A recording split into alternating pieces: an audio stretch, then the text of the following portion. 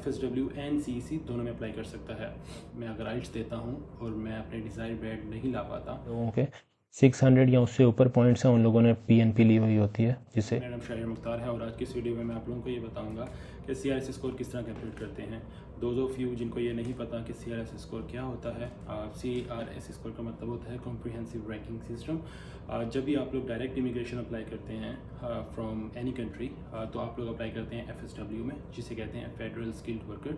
और अगर आप लोग कनाडा से अप्लाई कर रहे हैं after having 1 year of experience, तो आप लोग अप्लाई करते हैं CEC में। अगर मैं किसी एक ऐसे इंडिविजुअल की बात करूं जिसके पास फॉरेन एक्सपीरियंस भी है और वो अब कनाडा में है, तो वो FSW एंड CEC दोनों में अप्लाई कर सकता है।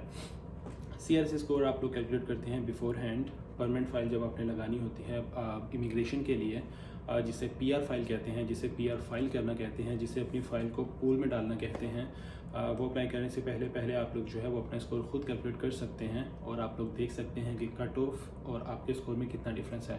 For example, if we talk about some individual जिसका जो स्कोर है वो 460 है एंड जो कट ऑफ स्कोर है वो है 542 फॉर एग्जांपल, तो जो बीच में गैप है उसको वो कवर कर सकता है before even putting file into the pool. लेकिन इट इज़ ऑलवेज रिकमेंडेड कि आप लोग फाइल जो है वो पूल में डाल दें, क्योंकि आप लोग लेटर जो है वो उसको अपडेट कर सकते हैं। फॉर एग्जांपल, मैं अगर आइल्स देता हूँ और मैं अपने डिज़ायर ग्रेड नहीं ला पाता, तो मैं क्या कर सकता हूँ, मैं अपनी फ़ाइल पूल में डाल सकता हूँ एंड बाद में मैं वो जो रिज़ल्ट है वो अपना अपडेट कर सकता हूँ। एक्सप्रेस एंट्री में आप जितनी मर्ज़ी बार जो मर्ज़ी चाहें जो है वो आप अपडेट कर सकते हैं अपनी प्रोफाइल में, कोई रिस्ट्रिक्शन नहीं होती। At the end of the day जो एग्जामिनर, जो चेकर है, जो डिसीजन मेकर है, वो आपकी फाइनल फाइल को प्रोसेस करता है, जो आप मतलब सारे चेंजेस के बाद जो होती है। लेकिन इट इज़ ऑलवेज रिकमेंडेड कि आप लोग फ़ाइल जैसे ही आप लोगों के 1 साल का एक्सपीरियंस हो, आप लोग अपनी फ़ाइल लगा दें। अब मैं आप लोगों को कंप्यूटर की स्क्रीन पर लेकर जाऊंगा और आपको मैं ये बताऊंगा कि how you can calculate your CRS score. Okay, so in order to calculate CRS score, you have to go on this site. So the site is Comprehensive Ranking System CRS. You have to go on the first site. आप ये पहली site पर जब आ जाएंगे, तो अब जो भी चीज़ें मैं एज्यूम करूँगा वो आपके केस में जो है वो डिफरेंट होंगी। यहाँ पर मैं सिर्फ एज्यूम करके चल रहा हूँ, जस्ट फॉर द पर्पज़ कि आपको बता सकूँ किस तरह स्कोर कैलकुलेट करते हैं। सबसे पहले किसी इंडिविजुअल की बात कर लेते हैं जिसका मैरिटल स्टेटस है सिंगल और नेवर मैरिड, ये सिलेक्ट कर लेंगे आप।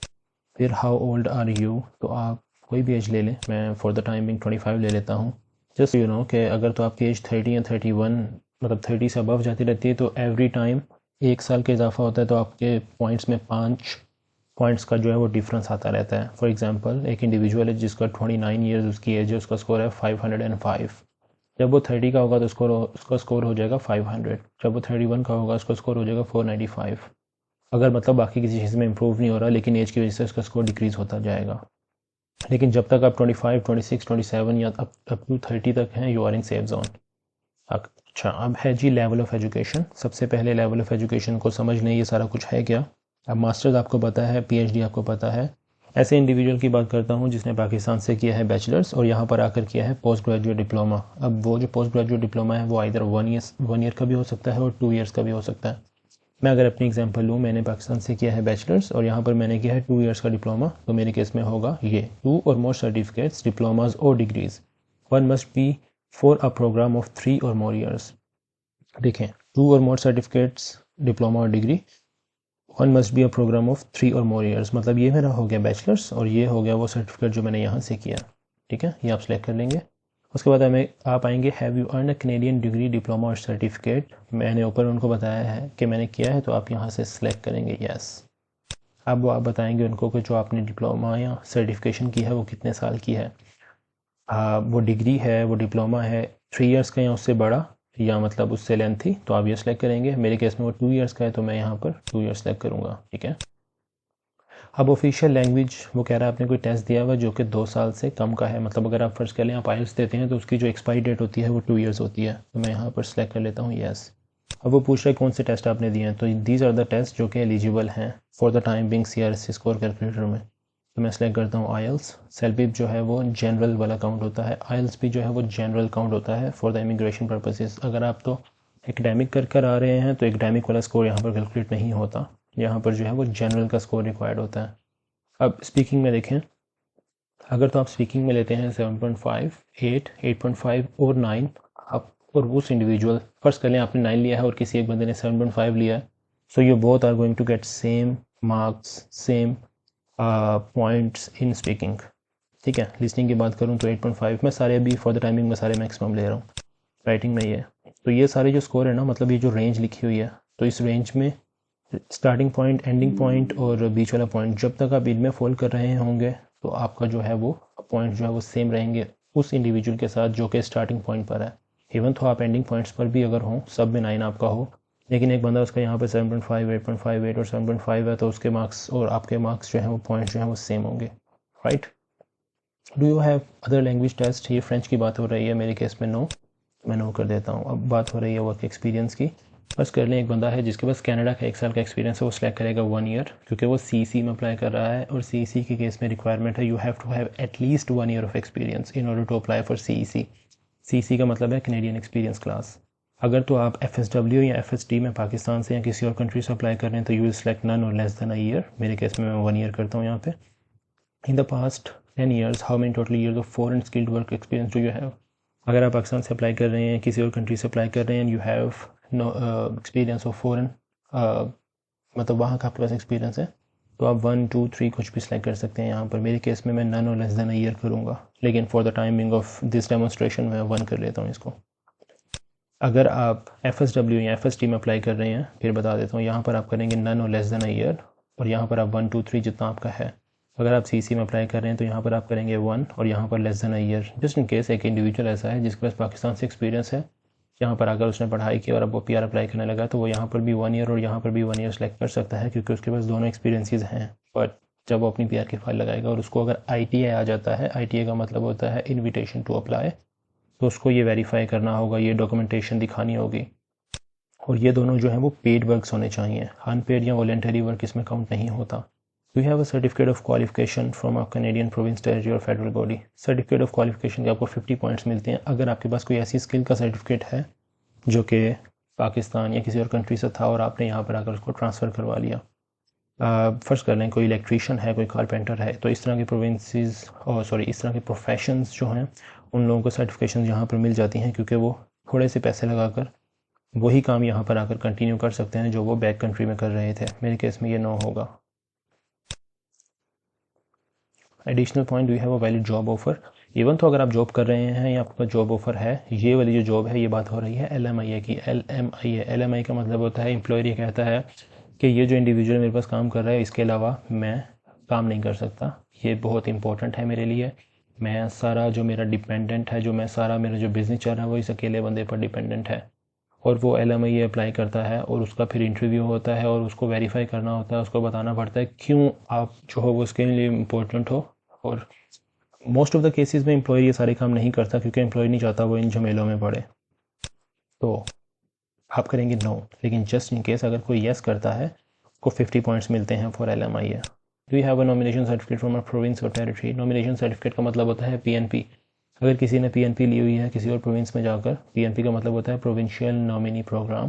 प्रोविंशियल नॉमिनी प्रोग्राम ये होता है कि आप किसी और प्रोविंस में जाते हैं जहाँ पर आबादी कम होती है, फैसिलिटीज़ कम होती हैं, तो आपको 600 पॉइंट्स मिलते हैं। यहाँ पर आप करेंगे नो, क्योंकि आप ओंटारियो में हैं एग्जाम्पल के तौर पर और आप किसी और प्रोविंस में नहीं गए। जस्ट इन केस अगर आप यस करते हैं तो you will get 600 more points. आपको CRS कैलकुलेटर पर लेकर जाऊंगा, तो जितने भी लोगों के 600 या उससे ऊपर पॉइंट्स हैं, उन लोगों ने PNP ली हुई होती है, जिसे वो यहाँ पर यस करते हैं, लेकिन हमारे केस में नो होगा। डू यू और योर स्पाउस और कॉमन लॉ पार्टनर और सिस्टर और ब्रदर सिटीज़न और अ परमानेंट रेजिडेंट? मेरे केस में नो है। मोस्ट ऑफ द पीपल के केसेस में नो ही होता है, तो मैं नो सेलेक्ट करता हूँ। अगर जस्ट इन केस आपके केस में यस है तो यू कैन सेलेक्ट यस। और अब वो ये बता रहा है कि अगर जो ब्रदर और सिस्टर आप कह रहे हैं कि वो सिटीज़न है या परमानेंट रेजिडेंट है, तो या तो बायोलॉजिकल होना चाहिए या अडॉप्टेड होना चाहिए या स्टेप ब्रदर और सिस्टर होना। तो calculate your score should be 517, क्योंकि आपने फॉरेन एक्सपीरियंस भी ऐड किया, राइट। जस्ट इन केस अगर आप फॉरेन एक्सपीरियंस निकाल दें तो योर स्कोर विल बी 479, क्योंकि जब आप IELTS में मैक्सिमम स्कोर ले लेते हैं तो यू विल गेट 479।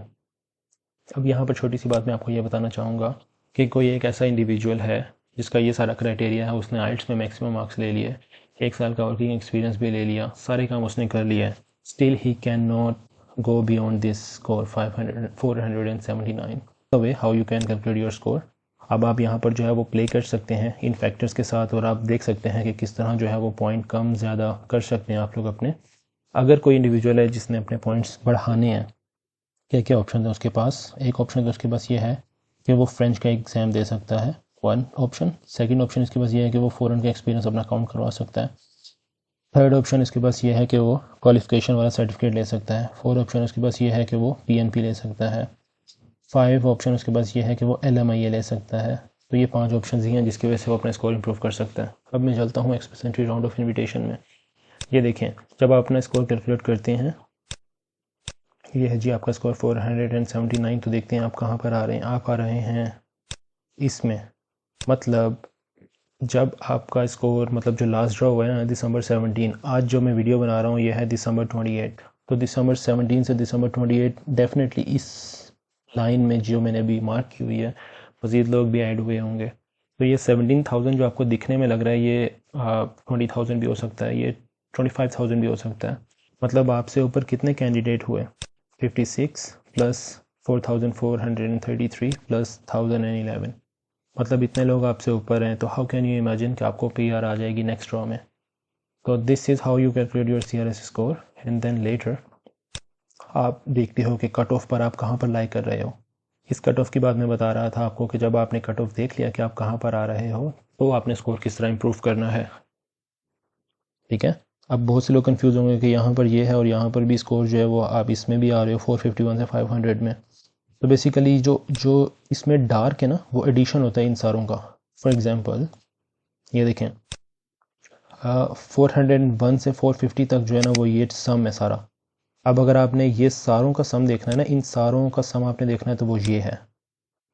ठीक है, अब 500 से ऊपर का जो सम है वो ये है, 600 से ऊपर का जो सम है वो ये है। तो इस तरह स्कोर देखते हैं। कंफ्यूज नहीं होना आप लोगों ने ये सारे देख के। सिंपल ये जो बताया हुआ ना वो इंडिविजुअल्स का बताया हुआ, मतलब आपने सिर्फ 451 से 460 देखने तो ये लोग हैं, सिर्फ 471 से 480 देखने तो वो ये लोग हैं। लेकिन अगर आपने 451 से 500 सारे लोग देखने तो वो ये लोग हैं। मतलब आपका कंपटीशन इनसे, इनसे और इनसे है। So that's how you calculate your score and that's how you compare your score